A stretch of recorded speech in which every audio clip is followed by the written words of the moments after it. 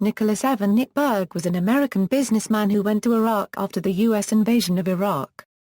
He was abducted and executed according to a video released in May 2004 by Islamist militants in response to the Abu Ghraib torture and prisoner abuse scandal involving the United States Army and Iraqi prisoners. The CIA claims Berg was personally murdered by Abu Musab al-Zarqawi. The decapitation video was released on the Internet, reportedly from London to a Malaysian-hosted homepage by the Islamist organization, al-Ansars. Early life and education: Berg was a native of Westchester, Pennsylvania, a suburb of Philadelphia, where he owned his own company, Prometheus Methods Tower Service. He inspected and rebuilt communication antennae, and had previously visited Kenya and Uganda on similar projects.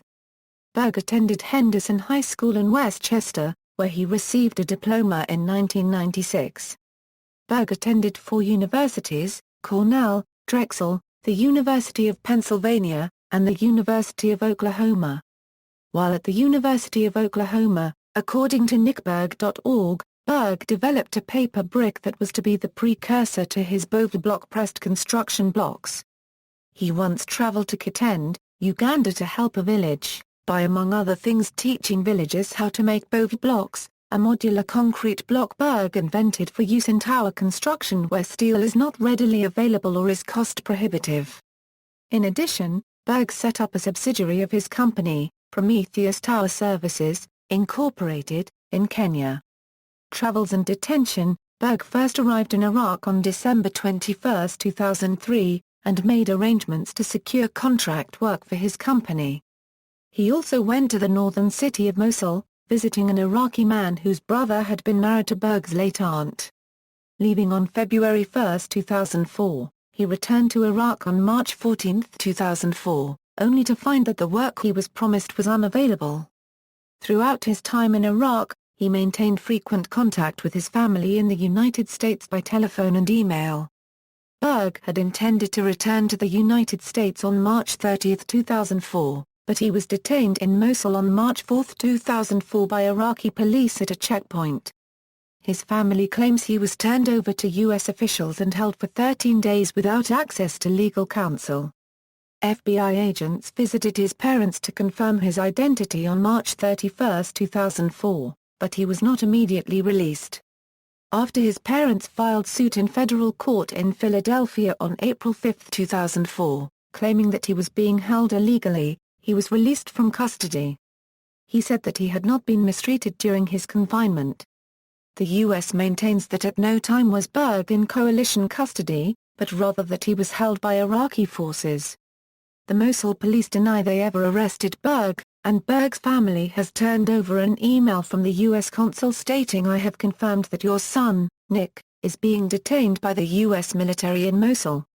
According to the Associated Press, Berg was released from custody on April 6, 2004 and advised by U.S. officials to take a flight out of Iraq, with their assistance. Berg is said to have refused this offer and traveled to Baghdad, where he stayed at the Al-Fana Hotel. His family last heard from him on April 9, 2004. Berg had his last contact with U.S. officials on April 10, 2004 and did not return again to his hotel after that date. Berg was interviewed for filmmaker Michael Moore's film Fahrenheit 9/11. Moore chose not to use the footage of his interview with Berg, but instead shared it with Berg's family following his death. Disappearance: Berg's family became concerned after not hearing from him for several days. Although a U.S. State Department investigator looked into Berg's disappearance, official government inquiries produced no leads. Berg's family, frustrated with what they say was a lack of action by the U.S. government, also hired a private investigator and contacted both their congressional delegation and the Red Cross in search of information. Death: Berg's body was found decapitated on May 8, 2004, on a Baghdad overpass by a U.S. military patrol. Berg's family was informed of his death 2 days later. Military sources stated publicly at that time that Berg's body showed signs of trauma, but did not disclose that he had been decapitated.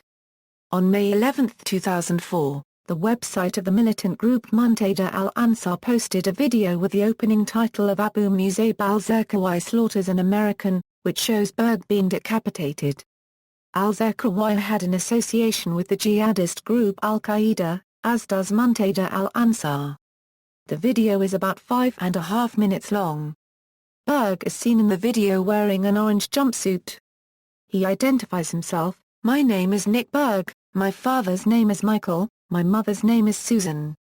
I have a brother and sister, David and Sarah. I live in Westchester, Pennsylvania, near Philadelphia." The video shows Berg surrounded by 5 men wearing ski masks and shamars. A lengthy statement is read aloud. The masked men then converge on Berg. 2 of them hold him down, while one decapitates him with a knife. A scream can be heard as men shout Allahu Akbar. After the head is severed, one of the men displays the head to the camera, then lays it down on the decapitated body. On May 13, 2004, news outlets quoted a CIA source, speaking on the condition of anonymity, that a voice analysis of the tape has led the agency to conclude that the masked man who reads the statement and carries out the killing is with high probability Abu Musab al-Zarqawi.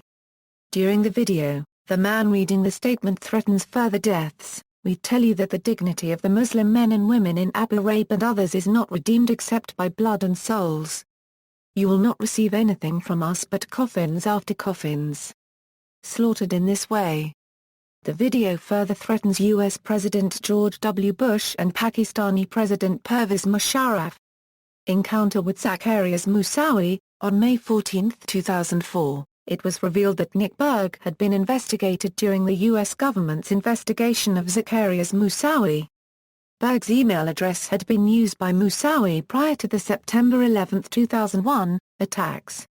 According to Berg's father, Nick Berg had a chance encounter with an acquaintance of Moussaoui on a bus in Norman, Oklahoma.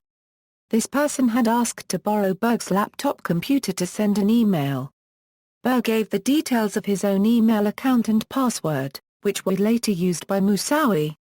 The FBI found that Berg had no direct terrorism connections or direct link with Moussaoui. Arrests and confessions. On May 14, 2004, citing Iraq sources, Sky News reported that 4 people had been arrested for the murder. 2 were later released after questioning. On August 5, 2004, La Nouvelle Observateur published a feature story by Sarah Daniel detailing her meeting with one Abu Rashid, a leader of the Mujahideen Council in Fallujah. He claims that he killed Nick Berg, Kim Son-il and Iraqis who collaborated with the American forces. He also states that they attempted a prisoner exchange with Berg and were rebuffed by the U.S. government. See also. References. Further reading: Hayes, Jonathan. Second Opinion. New York Magazine. A New York City medical examiner watches the video of Nick Berg unregistered trademark S beheading and wishes unregistered trademark D looked away. External links: Nick Berg Memorial and Nick Berg Initiative, Incorporated. Who killed Nick Berg? The Sydney Morning Herald, What happened to Nick Berg? The Baltimore Chronicle, Questions surround slain American in Iraq at the Wayback Machine. The Guardian Unlimited, Berg beheading, no way, say medical experts. The Asia Times, Berg's encounter with terrorist revealed. CNN, Berg, Al-Qaeda linked before. The New York Daily News, Berg met with shady Iraqi at the Wayback Machine. The Philadelphia Daily News, Berg had been advised to leave Iraq. Associated Press news story, A Father's Day message, both parties have betrayed America by Michael Berg, Counterpunch. Father of beheaded Iraq hostage blames Bush administration for son's death, interview by Democracy Now! On August 24, 2004,